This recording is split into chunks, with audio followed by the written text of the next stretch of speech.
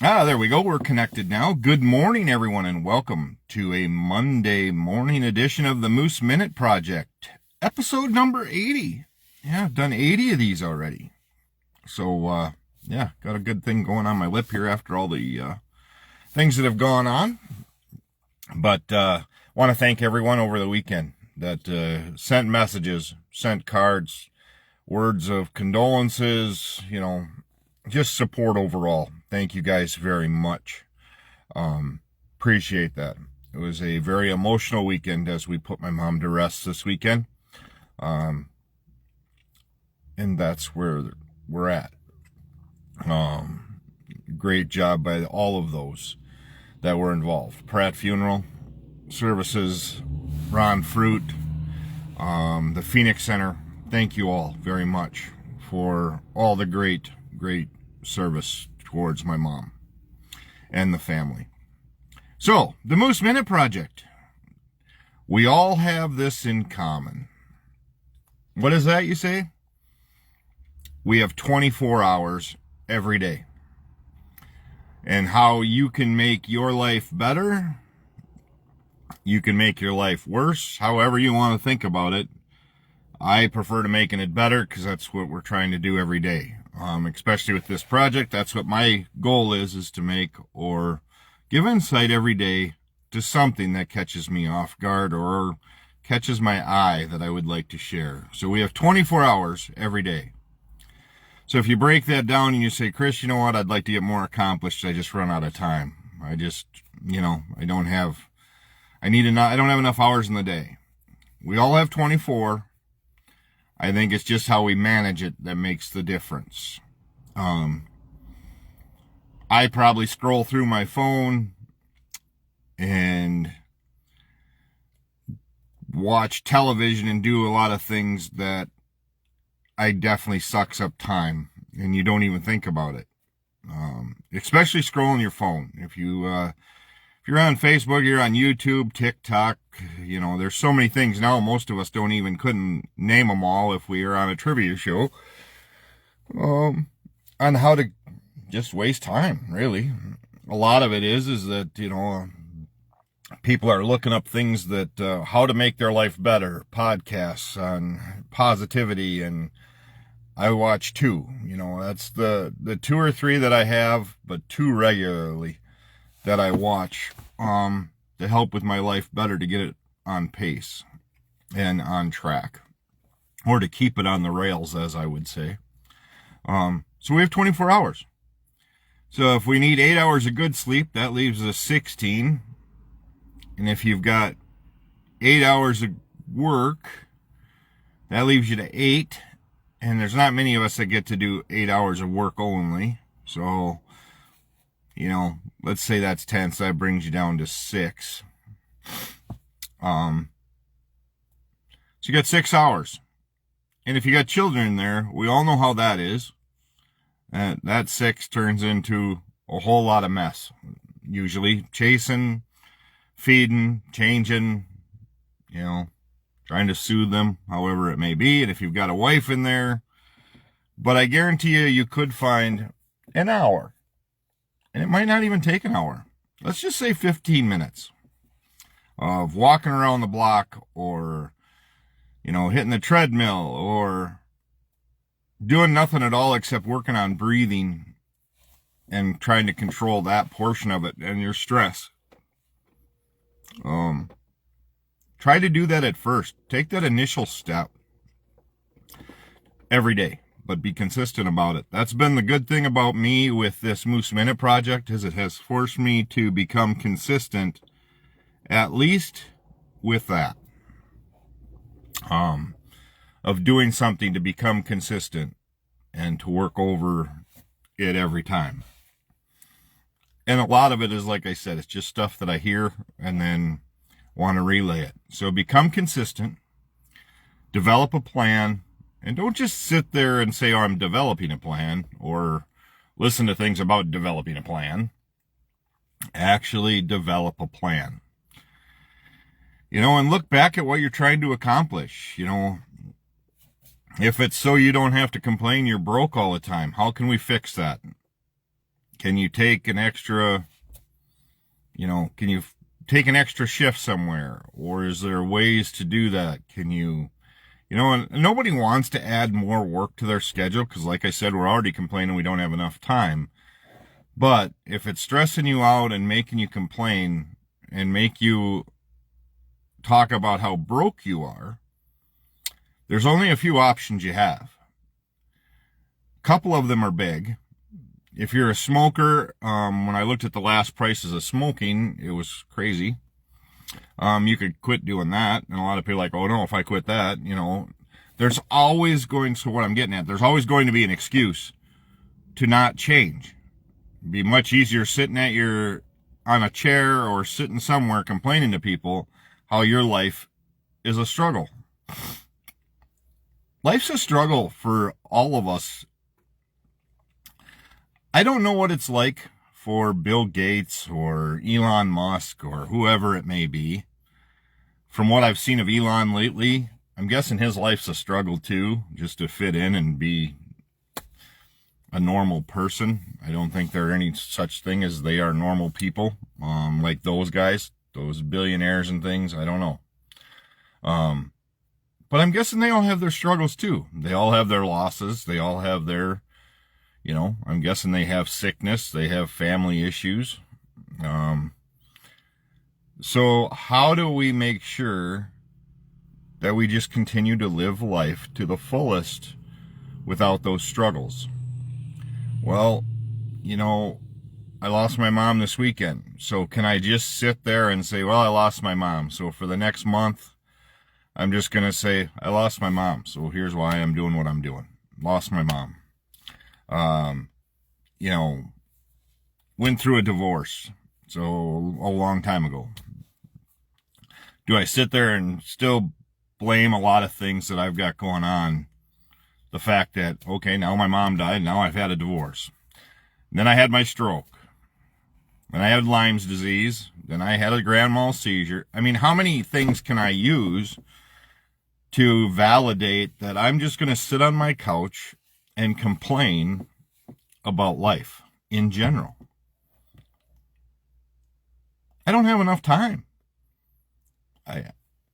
I need to go. I got to make money. I got to pay my bills. I've got to do those things. So I can't just sit there, and I can't imagine sitting there complaining that, I'm unemployed. I don't have a job. If you don't have a job, or if you're complaining because you have a lack of income because you don't have a job right now, especially these days when any small town has a "we are hiring" sign, it isn't about not having a job. It is about your attitude about how you don't want to have a job, because there are jobs out there. And I think a lot of it has to do with some people aren't happy with the fact that they're only going to make $14 an hour or whatever it may be. Well, again, take the job, make the money, make the changes. I've always instilled in my kids to bust their butts and to work everything out and to make every hour count. And some kids take that advice, some kids didn't. My mom didn't give me a choice. She says, if you want to wear the Nikes, you want to wear the pants, the nice shirts, all that stuff, you're going to go work, because I can't do it. So I started when I was 15 years old. Well, actually 14. I think I saw my first check when I was doing stuff off the radar. But 15 is when I started, and I could at Paul Beck's Super Value in Aiken, stocking shelves, doing whatever I could, plus going to high school. I know there's kids today thinking, oh my Jesus, you got to work and go to school? Yeah, that's what some of us did, And if you were a farm kid, those kids, I was in awe of the farm kids. Crepes, they were up milking before I even thought about it. And then they got to go home and do more chores in the dark and the cold, especially, So quit making the damn excuses. Quit telling people, and don't make it worldwide. No, here's what I will tell you. Nobody in this world gives two shits anymore about if you have a job or don't have a job, because they're all thinking the same thing. A, we can't find work, so we're blaming the people that, anybody with a different skin tone, because nobody here knows where the hell the people are coming from, supposedly, and they're all raising fits about that. You know, we can't find enough people to work as it is. And you cannot find any quality people to work as it is. There are very few and far between. So get a job, quit complaining. I don't care if you're 60, I don't care if you're 40. Go get a job and get money rolling in. It's about convenience for you if you want to continue to complain that your life is this and that. It gets old. It gets tiring to hear people complain and complain and complain about how their life is somebody else's fault. How they were raised, you know, the divorces they went through, the spouses that, you know. The only people that get my attention are those that were abused by their partner of marriage and they were in a heavily abused. You guys will grab my attention. But if you are in your 50s, I'm going to say mid-30s. I'll give you a break even. I'm going to say in the mid-30s. If you came from a household where your parents tried their best, did everything they could, at least tried. Yeah, they might have done this or that when you were younger. If you're now in your 30s, and if you're especially 50s and 60s, the excuses are done, okay? You are on your own, in your home, and you're in your 50s and 60s, 40s, 50s, 60s. The excuses are over. You can't blame your parents for how miserable your life is. Pull up your boots, get to work, and do something different. Don't turn to everybody and say, oh, you know what, I'm broke and I'm just, you know, miserable. Tough shit. Get moving on. We all could use an extra $1. We could always use an extra $10. But I will tell you what, in this world today, having an extra $100 is about like having a quarter when I was 10. $100 today, gone in a second. It's to make life-changing alteration kind of money. It's going to take a couple $1,000 to make anything, and that ain't life-changing.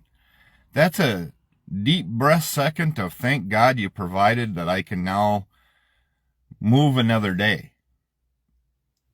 $1,000 today doesn't do a whole lot, and I hate to say it that way, but in order to be really life-altering, you're talking $1 million. I mean, to where you can sit back and somewhat relax. I mean, I'm only 50, so $1 million probably isn't going to get to go where I go, okay, I'm done work today. I don't know, because I don't have $1 million laying around, but I'm guessing that the other things I want to do, $1 million would go pretty fast. So what are you going to do? How are you going to make a change? And what plan are you going to implement it to do it? And it can't start tomorrow. It needs to start tonight. So, or today as you get up. It needs to start the minute you get up to how you're going to make a difference and how you're going to move on to where you're not bitching to everybody about how your life sucks. And if your life really sucks, try to get some help. Call your butt. You know, I have really good friends, and I'm blessed I do. And I have a couple that I am the other way. If they have issues, they call me and we can hash it out some. Don't give up. Whatever you do, don't give up. Keep moving forward. But bitching to people about how bad your life is isn't going to do any good, because most people love agony and pain. Misery loves company. That's what my mom always used to say. Misery loves company, because then somebody says, oh, you poor baby. Oh, you poor this. And then that soothes you for a while. But then life hits again. And the next medical thing hits. Or this hits. And, you know, you're raising kids, you're doing all that. Thank God I'm not doing that anymore. Thank goodness. I mean, I'm here for my kids and I love my grandkids, but I don't have to raise them. I did my time. I did that. And I'm proud of every one of them. You know, and I know a lot of younger generation kids that I bowl with and stuff, and they bust their ass every day. It's this younger stuff that, and unfortunately, I'm talking about people that I know that are in their 40s, 50s, and 60s complaining about how their parents were, or how their life was, or how somebody got dealt a bad hand, or whatever it may be. Tough shit. Nobody, it just needs to move. You need to go forward. And you need to make that decision to change it. Telling people about it isn't going to do any good. So that's where we're at. That's with the Moose Minute Project. Down to 7 spots left for my mom's tournament too. So I've got 7 spots left in that tournament, and that'll be December 7th. So with that said, I hope you guys start a plan, move forward. Love to see the growth of a lot of my buddies and friends and just seeing where they're headed in life too. But I am headed into work. I got to go find a receipt for some deck lumber that they won't take back without it here in Boscobel. So, seems kind of odd, but it's what it is, So you guys have a great day. We'll talk soon. I'll be back tomorrow morning with another edition of the Moose Minute Project. And as always, if you can bless somebody, please take the time to do so. And have a great day.